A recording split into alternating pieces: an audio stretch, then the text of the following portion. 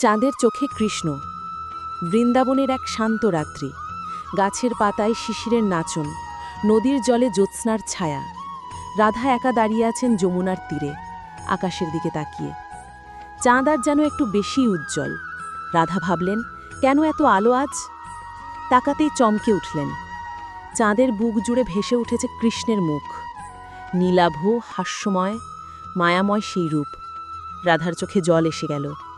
চাঁদ, তুইও কি কৃষ্ণকে ভালোবাসিস? চাঁদ নীরব, শুধু তার চোখ দুটি লাল জ্বলজ্বল করছে। রাধা মৃদু কণ্ঠে বললেন, তুই তাকে ভালোবাসিস, কিন্তু কাছে পাস না, তাই তোর চোখ লাল, তোর আলো জ্বলে কষ্টে।